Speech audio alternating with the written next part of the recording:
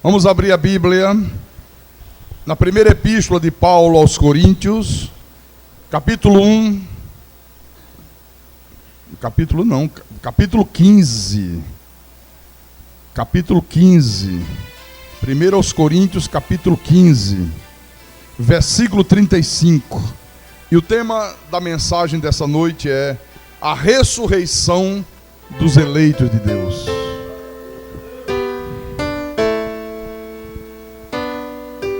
Aos Coríntios, capítulo 15, versículo 35. Encontraram todos? Então eu vou ler. E diz assim o texto bíblico: mas alguém dirá: como ressuscitam os mortos? E em que corpo vêm? É a pergunta, né? Como é que os mortos ressuscitam? Qual é o corpo que eles terão depois de ressuscitados, quando forem viver eternamente com Deus? Vamos orar ao nosso Deus para que o Espírito Santo fale sobre essas coisas profundas nessa noite. Oremos ao Senhor agora.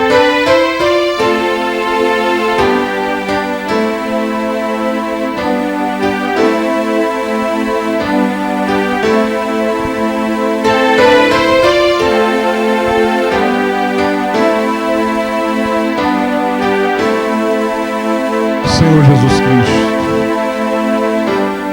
nosso Deus e nosso Pai, e aqui estamos nós, meu Senhor, outra vez sentados à mesa, para que possamos desfrutar do manjar celestial, porque o Senhor disse que nem só de pão viverá o homem, mas de toda palavra que procede da boca de Deus.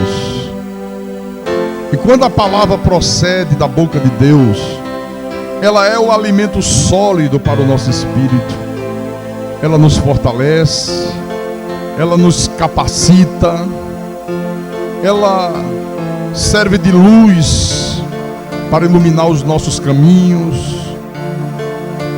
A palavra, quando vem da tua boca, ela gera milagres em nossas vidas. E nós queremos ouvir a tua voz, Senhor, agora.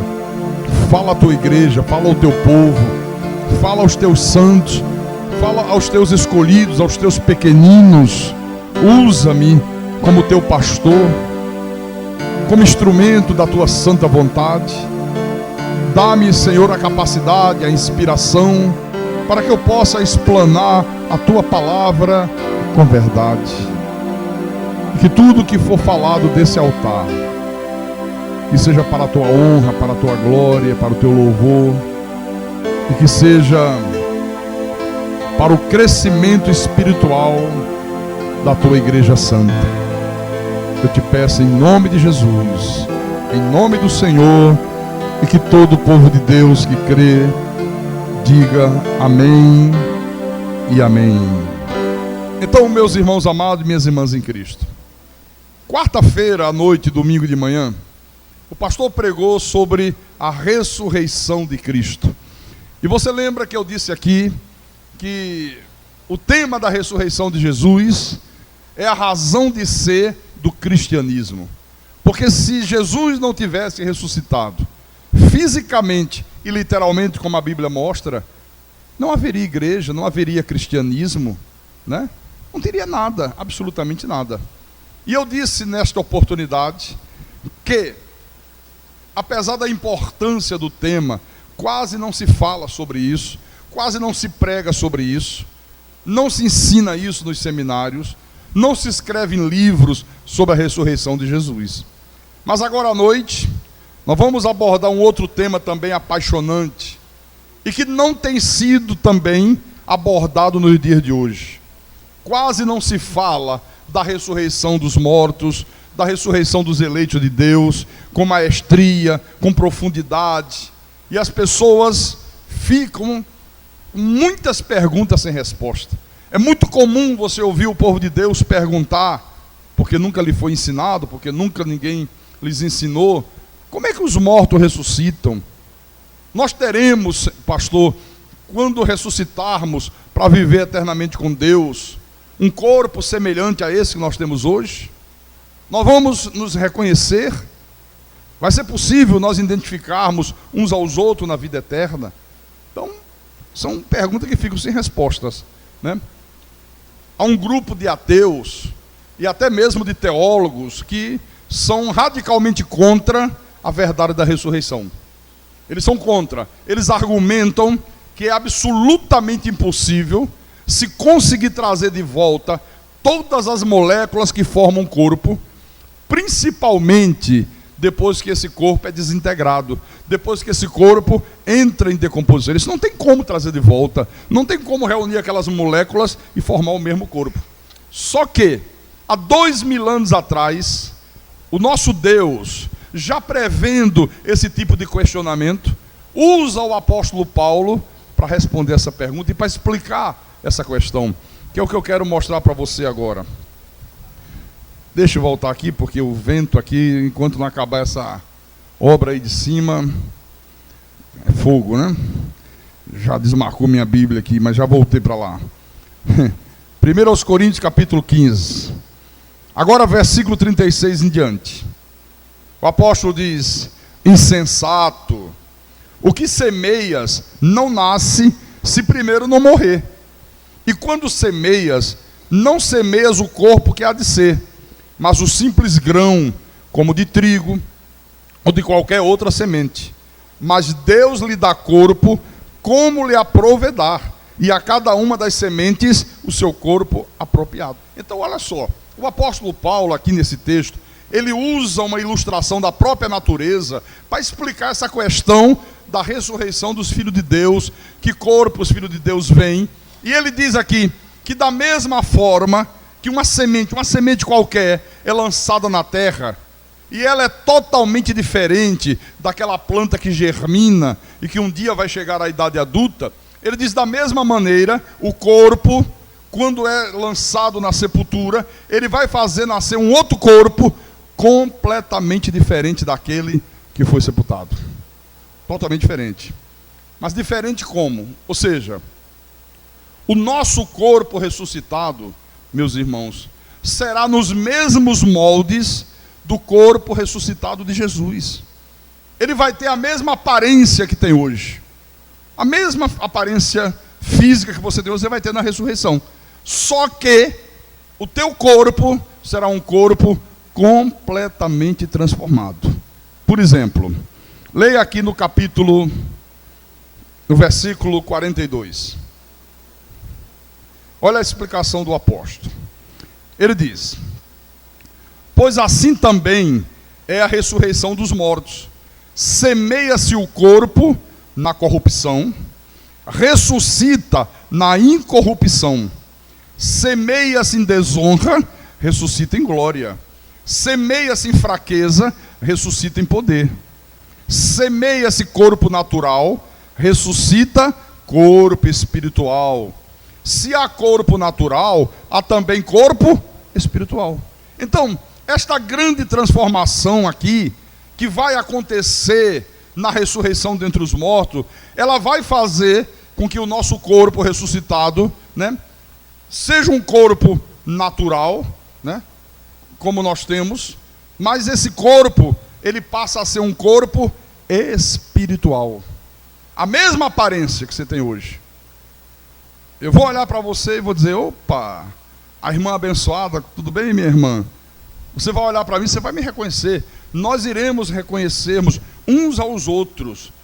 O corpo é sepultado natural, ressuscita corpo espiritual. Um corpo diferente, um corpo com um poder que esse corpo de pecado não tem hoje. Como é que isso vai se dar, pastor? Aqui, ó. Versículo 51.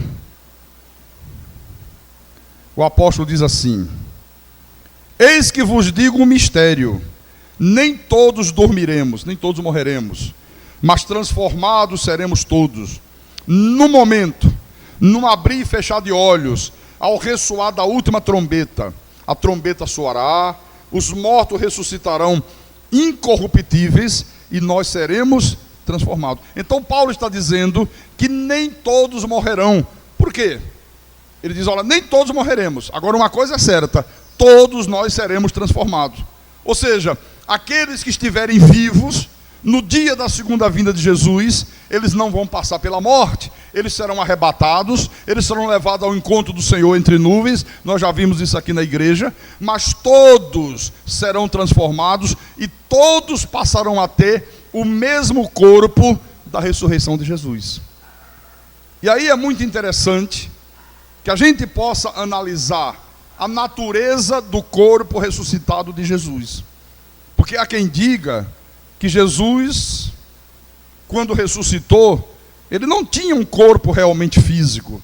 Há muita gente que diz, não, ele não tinha um corpo físico, ele era na verdade um espírito que aparecia. Não, a Bíblia mostra aqui, sem nenhuma sombra de dúvida, esse aspecto físico do corpo de Jesus Cristo ressuscitado, que é o que eu quero mostrar a você agora.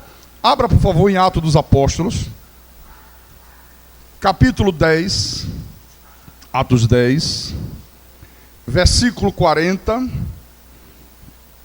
e 41.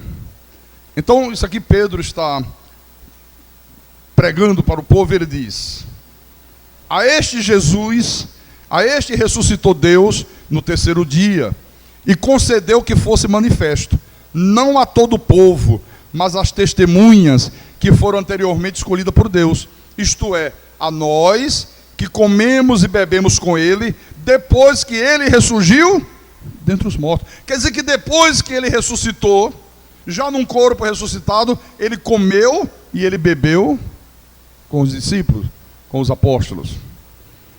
Vamos em Lucas, Mateus, Marcos, Lucas, capítulo 24, Lucas 24, versículo 39. Jesus aparece entre os discípulos no dia da sua ressurreição, e ele diz para os discípulos: vede as minhas mãos e os meus pés, que sou eu mesmo, apalpai-me e verificai, porque um espírito não tem carne nem ossos, como vede que eu tenho. Então preste atenção, meu irmão amado, está bem claro aqui, que após a ressurreição, Jesus tinha um corpo físico, só que um corpo glorioso, incorruptível, imortal, um corpo espiritual. E é exatamente assim que será o nosso corpo ressuscitado.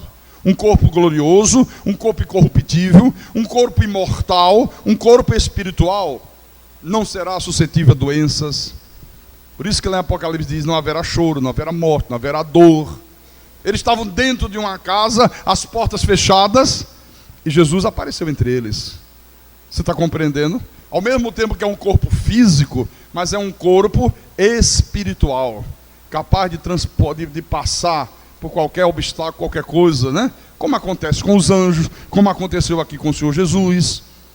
Então, o teu corpo, o meu corpo, quando ressuscitado, será um corpo semelhante a esse que eu tenho hoje, semelhante ao que você tem hoje. Só que esse corpo, ele será glorioso, ele será incorruptível, esse corpo será semelhante ao corpo de Jesus Cristo, ele será imortal, ele será um corpo espiritual, e é com esse corpo que você viverá eternamente com Deus. Amém?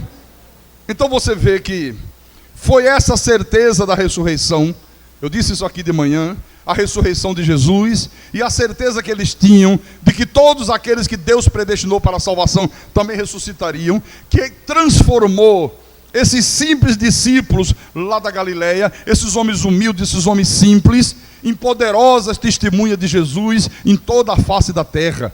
Eles tinham absoluta certeza que o trabalho deles não seria em vão. Eles não temiam a morte, eles não temiam os obstáculos, eles não temiam nada, porque eles estavam absolutamente convictos que ainda que a morte os surpreendesse, eles iriam experimentar, eles iriam passar pela mesma experiência que o Senhor Jesus passou. Qual foi a experiência que Jesus passou? A vitória sobre a morte, irmãos, a vitória sobre a morte. Paulo também exorta a cada um de nós a respeito disto. Venha em 1 Coríntios, capítulo 15, versículo 58. Olha o que o apóstolo diz aqui. Ele diz: portanto, meus amados irmãos, sede firmes, inabaláveis e sempre abundantes na obra do Senhor, sabendo que no Senhor o vosso trabalho não é vão. Então, olha, seja firme na tua fé, não permita, meu irmão, que nada te abale, não te deixe intimidar por nada nesse mundo, não tema nada nem ninguém nessa terra. E ele diz: sempre abundante na obra do Senhor. O Filho de Deus, ele tem que ser sempre abundante na obra do Senhor, porque você sabe muito bem que os ímpios, eles são sempre abundantes na obra desse mundo. Eles estão sempre prontos a serem abundantes nas coisas dessa terra. Você vê aí fora, você observa, quem é observador, como é que eles são abundantes na vida secular, por exemplo. Eles trabalham de sol a sol, eles gastam as suas energias, eles gastam todo o seu tempo em busca de ganhar dinheiro, procurando galgar uma posição de prestígio dentro da sociedade. Eles gastam as suas energias e eles gastam o seu tempo no lazer, no consumo de bebida, nas festas, nas noitadas, mas jamais são capazes de gastar tempo, energia, dinheiro ou qualquer outra coisa que o valha na obra do Senhor. Jamais eles fazem isso. Só que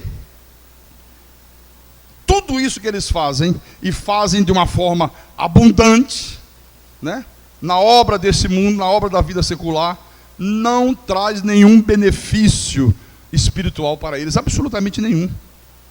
É tudo em vão. Eles só pensam na vida aqui e agora. Eles acham que a vida tem que ser vivida da maneira que eles vivem lá fora. Agora, para quem é eleito de Deus, irmão, para quem crê na ressurreição dentre os mortos, para quem tem absoluta convicção de que um dia vai vencer a morte, vai ressuscitar, vai viver eternamente com Deus, ele jamais vai querer viver a sua vida sendo abundante na vida desse mundo. Nós queremos gastar a nossa vida em prol da obra de Deus. Nós queremos servir a Deus, nós queremos ser abundantes na obra do Senhor, como Paulo diz aqui. Sejam sempre abundantes na obra do Senhor, porque no Senhor o teu trabalho não é em vão. Aquilo que você faz em prol da obra de Deus não é em vão, meu querido. Vai ter uma recompensa futura, viu? Não ter nenhuma dúvida quanto a isto. Então seja abundante, não falte cultos, participe, se envolva, vista a camisa, não de uma igreja, não de uma denominação, mas vista a camisa da palavra de Deus, da verdade de Deus. Se empenhe em prol da verdade, sabe? Esteja sempre envolvido com a obra. Não seja apenas um mero espectador, não seja apenas um mero ouvinte da palavra. Seja abundante na obra do Senhor. Então é muito importante que você pense, que eu pense, que nós pensemos no que significou, meu amado irmão, a ressurreição de Jesus. Aqui, olha, volte em 1 Coríntios 15, versículo 14. Olha como isso é importante. Veja o significado disso. O apóstolo diz: e se Cristo não ressuscitou, é vã a nossa pregação e vã a vossa fé. Eles falam: se Jesus não ressuscitou, então os mortos também não ressuscitam. Então é em vão a nossa pregação. Para que pregar? Para que anunciar o evangelho? Para que falar de Jesus?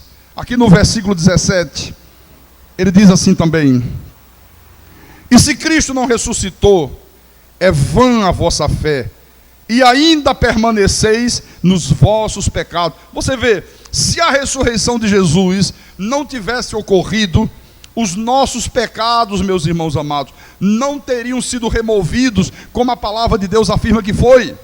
Olha a importância da ressurreição. O Senhor Jesus morreu pelos pecados do seu povo numa sexta-feira, o crucificaram à tarde, e se ele tivesse permanecido morto, que esperança haveria de salvação? Que esperança nós teríamos de salvação? Ora, meu Deus do céu, um Salvador morto, que não consegue salvar nem a si mesmo, ele não poderia salvar mais ninguém. Absolutamente mais ninguém. Então, a ressurreição de Jesus foi uma demonstração, sabe, majestosa do poder de Deus. Ali na ressurreição de Jesus, Deus estava dando uma amostra para todos nós de que Ele é Deus, de que Ele é poderoso, que Ele pode todas as coisas, que Ele pode salvar todos os seus filhos, que nenhum será vencido pela morte. Ele provou na ressurreição de Jesus que Ele está no controle do universo.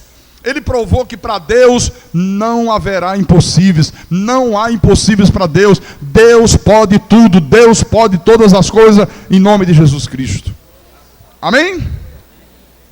Mas aqui, no versículo 20, ainda em 1 Coríntios 15, versículo 20 e 21, Paulo continua e diz: mas de fato, Cristo ressuscitou dentre os mortos, sendo Ele as primícias dos que dormem.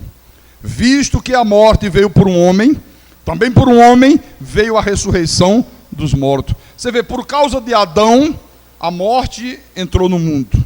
Por causa de Cristo, a ressurreição dos mortos também entrou no mundo. É isso que ele está dizendo aqui. E é por isso que Jesus é a primícia dos mortos. Leia o versículo 22 também.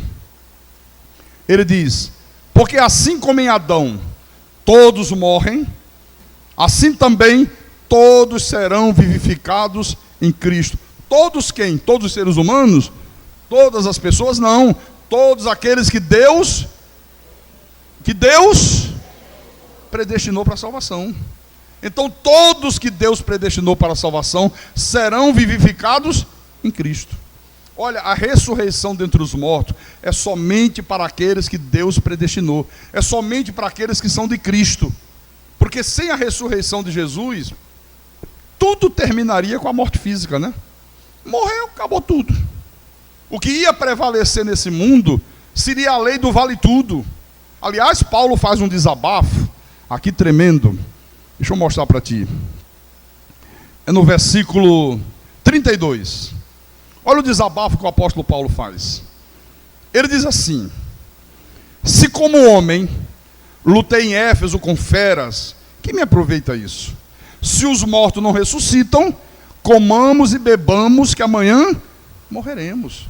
Paulo diz: olha, se nós não vamos ressuscitar, qual é o proveito de servir a Deus?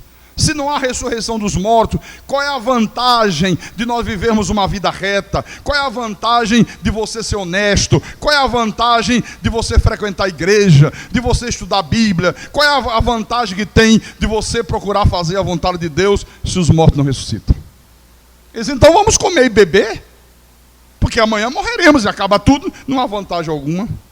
Mas o apóstolo Paulo sabia que todas as suas lutas, todos os seus sofrimentos, toda a sua abnegação em favor da obra de Deus não era em vão, como nunca será em vão.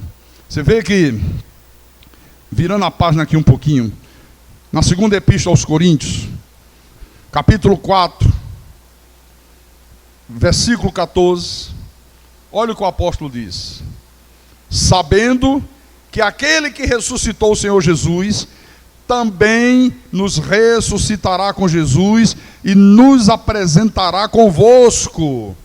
Olha a certeza que esse homem tinha, a convicção que o apóstolo Paulo tinha. E vou dizer uma coisa: quando você tem essa certeza aqui, quando você tem esta convicção de que você vai ressuscitar, de que você vai viver eternamente com Deus, olha, você passa a buscar em primeiro lugar o reino de Deus e a sua justiça. Amém? Lembra que Jesus falou assim? Buscai, pois, em primeiro lugar o reino de Deus e a sua justiça, e todas essas coisas vos serão acrescentadas. Olha, só pode buscar o reino de Deus e a sua justiça quem crê obstinadamente na ressurreição dentre os mortos. Quem crê obstinadamente na vida eterna com Deus. Você sabe que todos nós vamos comparecer diante de Deus. Todos, quando ressuscitarmos. Nós vamos prestar contas a Deus do que nós fizermos aqui nessa terra durante o tempo da nossa peregrinação nesse mundo. Vamos prestar conta. Aliás, Paulo diz isso. Só você virar um pouco a página. Capítulo 5. 2 aos Coríntios, viu? Versículo 10. Olha o que ele diz aqui. Porque importa que todos nós compareçamos perante o tribunal de Cristo, para que cada um receba segundo o bem ou mal que tiver feito por meio do corpo, durante o período que nós estivermos aqui nesse mundo. Então nós vamos comparecer perante o tribunal de Cristo. Mas esse tribunal, pastor, é para decidir quem vai ser salvo e quem não vai ser salvo? Não.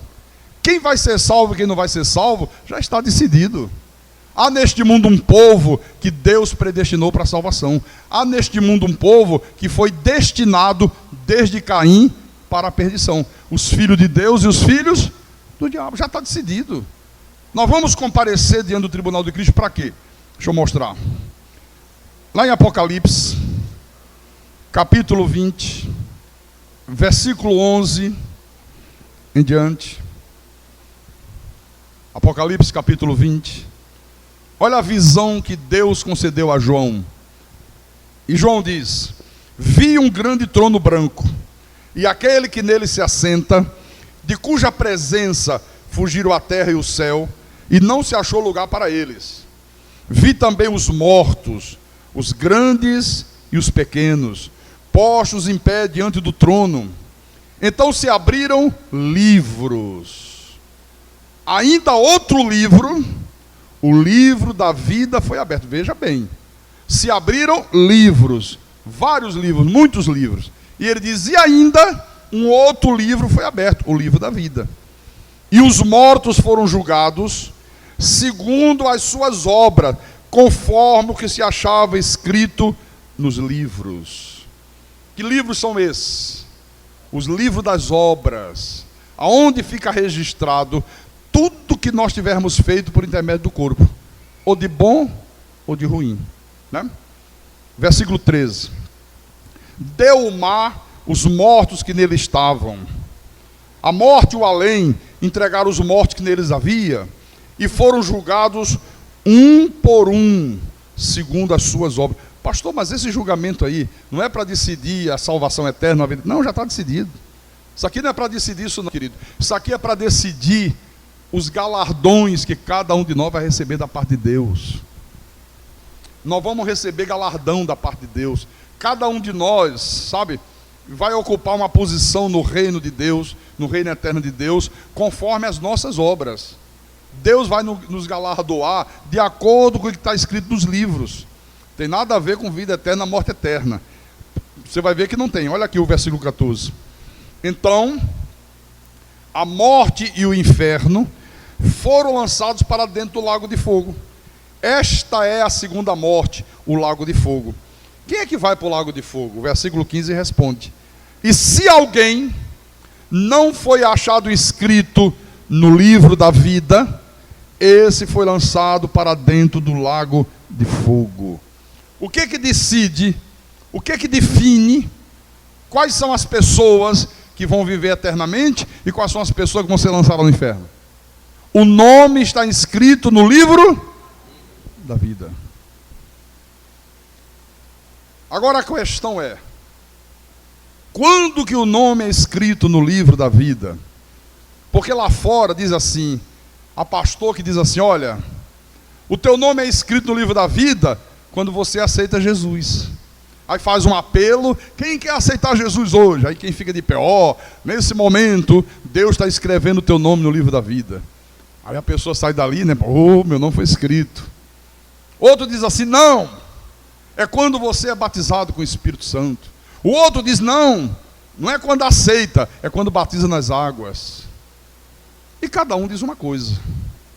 Mas nós não vamos nos guiar por isso. A Bíblia é a nossa única e exclusiva regra de fé. Quando é que o nome é escrito no livro da vida? Está aqui na Bíblia. Apocalipse, capítulo 17, versículo 8. Ele diz, está falando aqui de um sistema religioso do anticristo. Está falando da grande meretriz e das suas filhas meretrizes, as falsas igrejas que pregam um falso evangelho, que manipulam as pessoas, que fazem comércio com o povo de Deus, que sonegam a verdade aos eleitos de Deus. É muito triste, não é? Você passar uma vida inteira sem darem direito de você conhecer a verdade? É horrível, né? É terrível. Mas é assim que se faz em muitos lugares aí fora. O povo de Deus não conhece a verdade.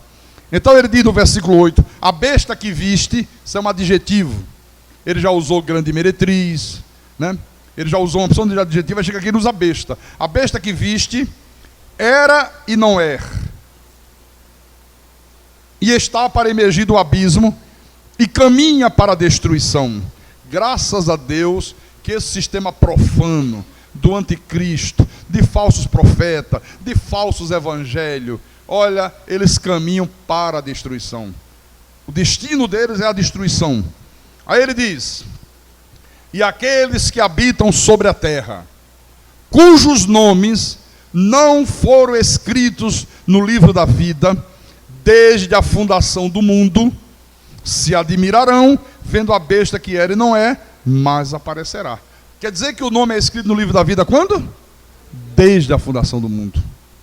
Quando Deus criou o mundo, e Deus criou os seus filhos, a sua imagem e semelhança, e Deus decidiu predestinar os seus filhos, dar uma forma humana, para que os seus filhos dominassem sobre a sua criação, Deus escreveu nossos nomes no livro da vida, meu irmão. Então não é quando aceita Jesus, não é quando batiza em água, não é quando batiza com o Espírito Santo, não é nada disso. É desde a fundação do mundo. Quer dizer que há nesse mundo dois tipos de pessoas. Aqueles cujos nomes foram escritos no livro da vida, desde a fundação do mundo, e aqueles cujos nomes não foram escritos no livro da vida, desde a fundação do mundo. Que são os filhos do diabo, que é a descendência da serpente, vão se admirar com a besta, né? Vão seguir a besta, vão nascer, crescer e morrer, dando ouvidos à mentira do diabo, porque são filhos do diabo, foram postos nesse mundo para isso, mas os eleitos de Deus não. Pode até, por causa do pecado de Adão, nós estávamos mortos espiritualmente, mas no tempo de Deus, Deus nos concede vida, ilumina os nossos olhos, nos faz conhecer a verdade, e aí nós rompemos com a mentira, né? Então, está bem claro aí na tua Bíblia também? Sim ou não? Então diga graças a Deus. Então veja, e os mortos foram julgados segundo as suas obras, conforme o que se achava escrito nos livros, os livros das obras, os livros onde ficam registrados todas as nossas atitudes, sejam boas ou sejam más. Tudo que você faz nesse mundo fica registrado nos livros. Presente no culto da igreja, presente no culto da igreja. O irmão fulano, olha, não veio ao culto, faltou o culto, ficou em casa de bobeira. O anjo de Deus está lá anotando. Ficou em casa de bobeira. Porque só pode faltar culto por motivo justo. Culto não é brincadeira. Culto não é um lazer. Igreja não é um clube de lazer onde as pessoas vão no dia e na hora que tem vontade. Não, é compromisso com Deus. Então quem é de Deus leva a sério. Está na igreja domingo de manhã, está na igreja domingo à noite, está na igreja quarta-feira à noite, tem um seminário, ele quer fazer seminário, ele quer aprender, ele quer ser abundante na obra do Senhor. Ele quer ser abundante, ele quer se dar, sabe, ele quer trabalhar em prol da obra. Tudo isso fica registrado, irmãos. E é isto aí que vai definir qual é o galardão que você vai receber, que eu vou receber, que o outro vai receber. Para você não ter dúvidas, que é exatamente isto. Apocalipse capítulo 22, versículo 11. O Senhor Jesus disse assim: continue o injusto fazendo injustiça. Continue o imundo ainda sendo imundo. Ah, quer dizer que não muda. Quer dizer que quem é injusto, morre injusto.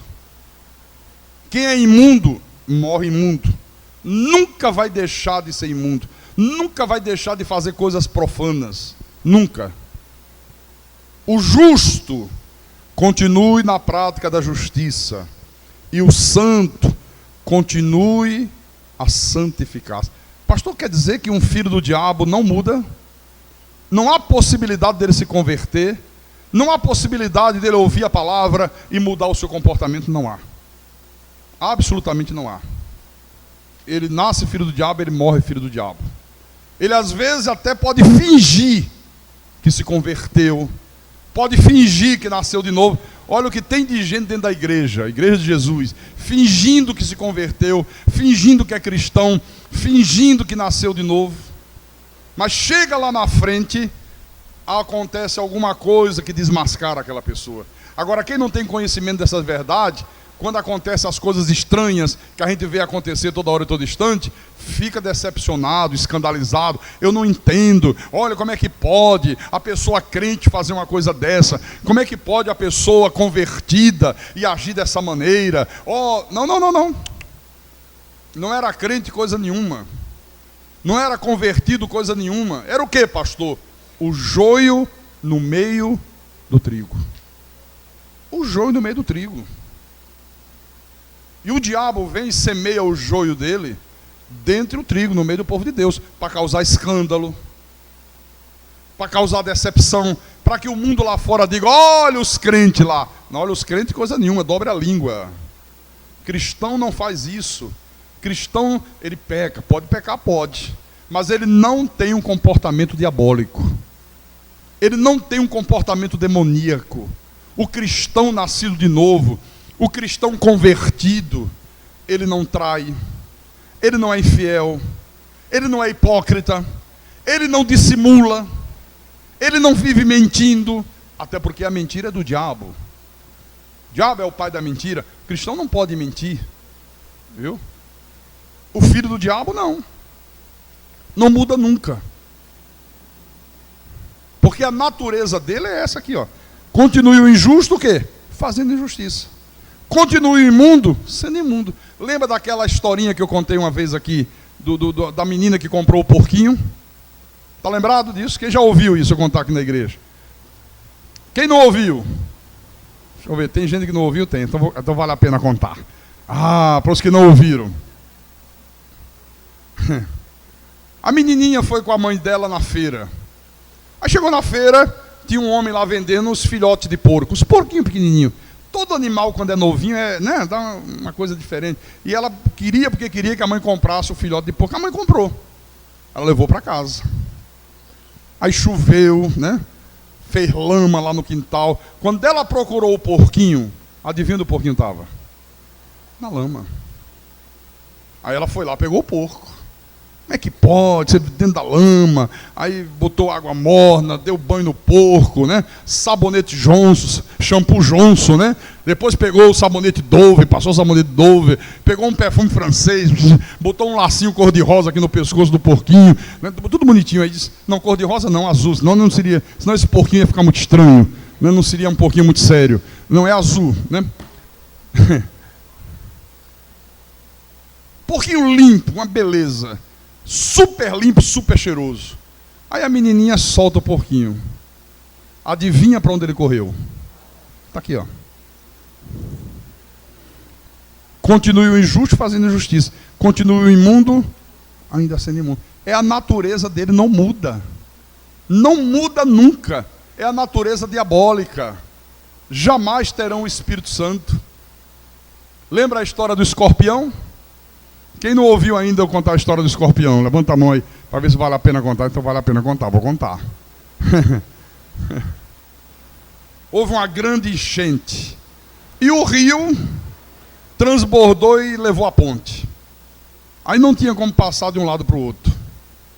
Aí o sapo estava na beira do rio e ia atravessar o rio, nadando, tranquilão, né? Aí o escorpião estava lá. Ele disse: seu sapo, abençoado, Pai do Senhor. O sapo, Pai do Senhor, seu sapo. Às vezes a gente se deixa enganar por isso, né?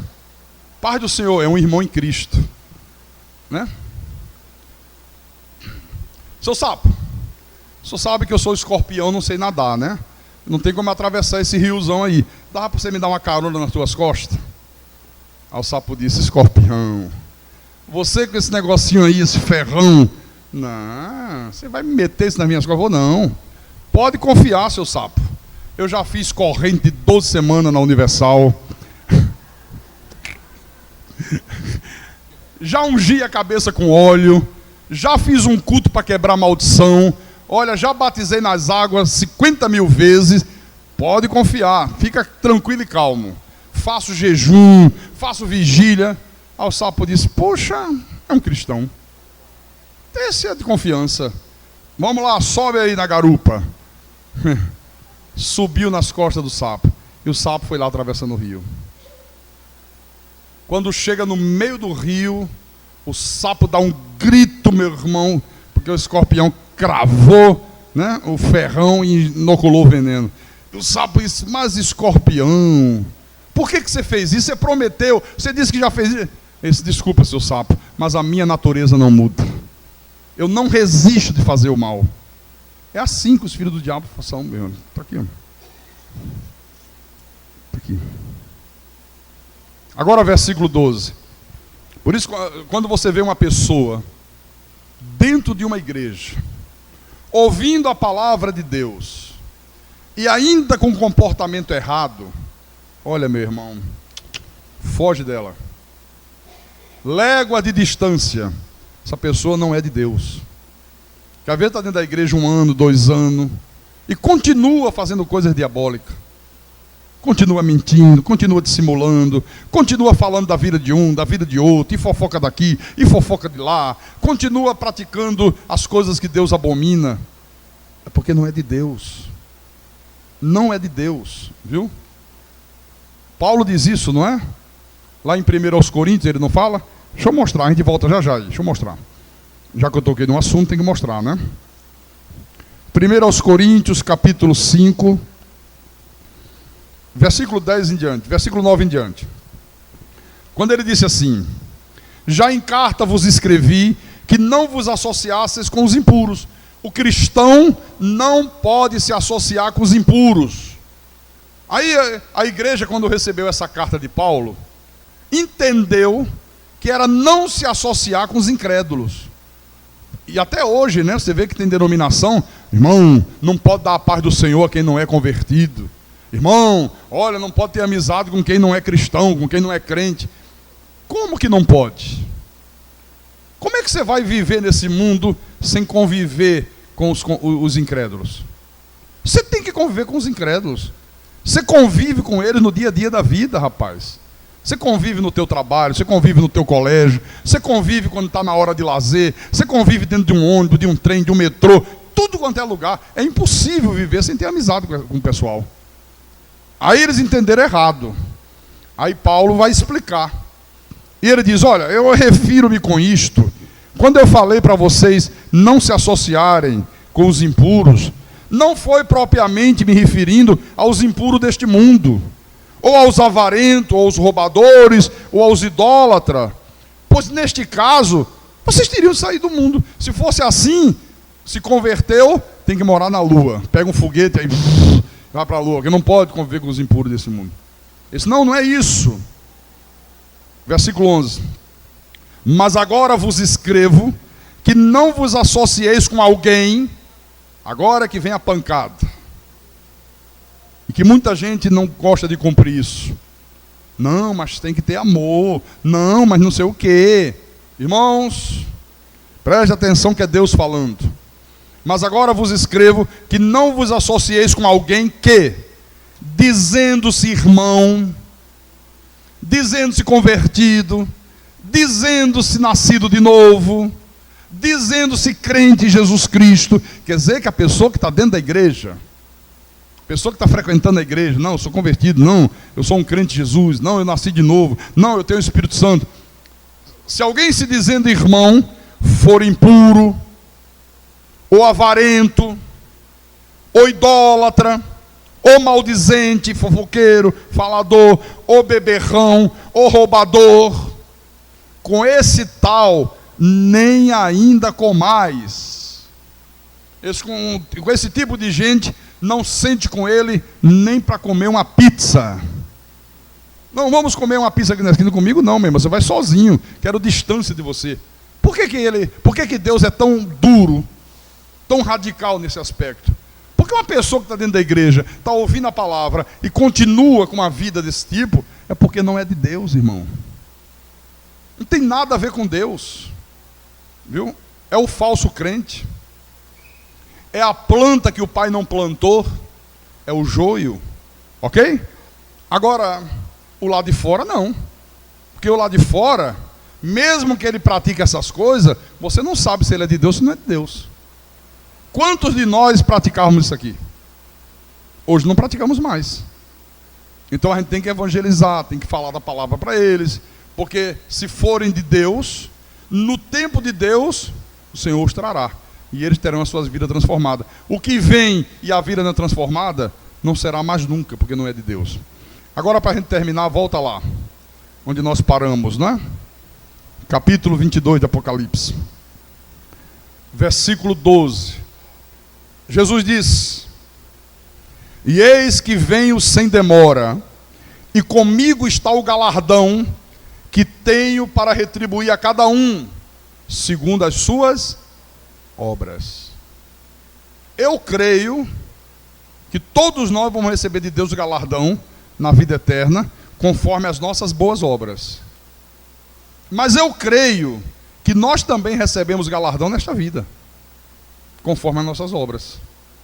Por isso que às vezes você vê uma pessoa que está chovendo muito na horta dela, a outra não está chovendo.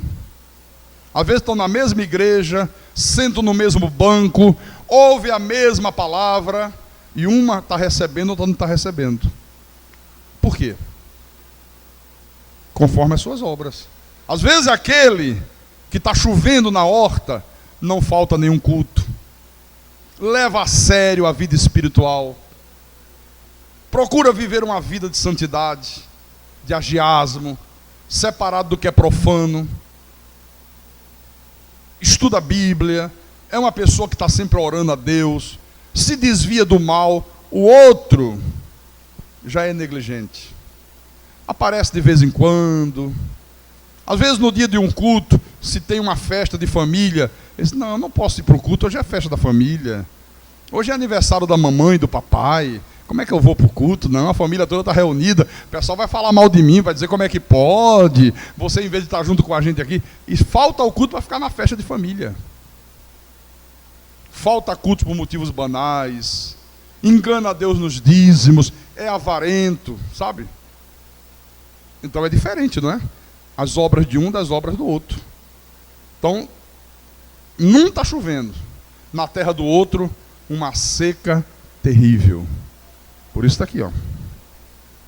Comigo está o galardão que tenho para retribuir a cada um segundo as suas obras. Por isso que ele disse: ó, sejam sempre abundantes na obra do Senhor, porque no Senhor o vosso trabalho não é em vão. Seja abundante na obra de Deus, porque você vai receber a recompensa aqui e agora, mas muito mais quando o Senhor Jesus voltar e você ressuscitar num corpo glorificado. No reino eterno de Deus, quando nós viveremos eternamente com o Senhor. Versículo 13. Eu sou o alfa e o ômega, o primeiro e o último, o princípio e o fim.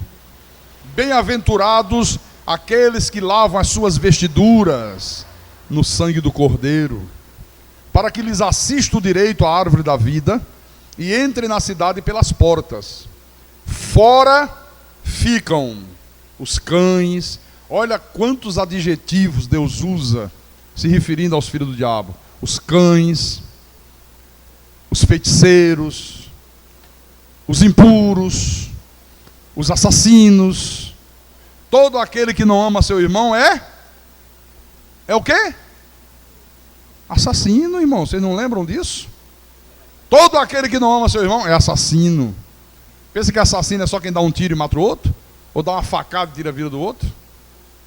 Não, aquele que não ama é assassino. Viu?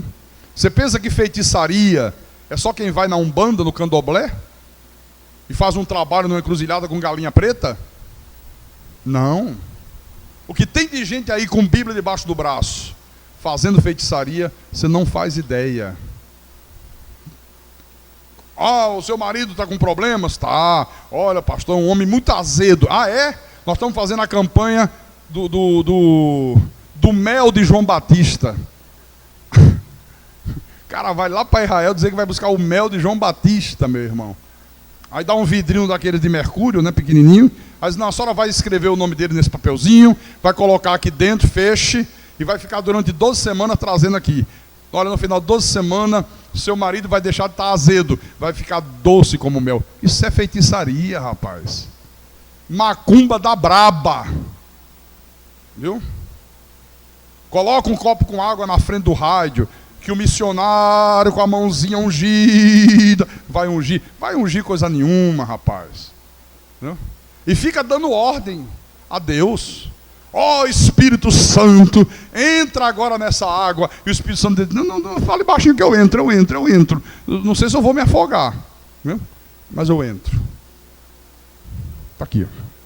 Isso é feitiçaria, viu? Os idólatras, gente colocando a fé em rosa, né? Em sal, tanta bobagem, né? E todo aquele que ama e pratica a mentira. Olha, uma pessoa que nasce, cresce e morre, crendo que o homem tem livre-arbítrio, que o homem é que decide o seu destino, essa pessoa ama a mentira. Livre-arbítrio é uma mentira do diabo. O homem não tem livre-arbítrio para a salvação. A Bíblia não fala nisso, a Bíblia fala de um Deus soberano. A Bíblia diz que o homem, quando nasce, ele já nasce morto em delitos e pecados. Não há quem entenda, não há quem busque a Deus. É Deus que tem que buscar o homem. Então, se você crê o contrário, que o homem é que tem que buscar Deus, então você está crendo numa mentira, está amando a mentira. Crer que a salvação se perde é outra mentira. Crer que o diabo está solto, que o demônio volta, que o demônio entra com mais sede, que o demônio está fazendo, que o demônio está acontecendo, é outra mentira. Porque na cruz, o nosso Deus derrotou o diabo. Amém, irmão? Vamos daqui. Está vendo? Essa turma fica de fora. Mas fica mesmo, quando houver a ressurreição dentre os mortos. Amém? Mas nós estaremos dentro.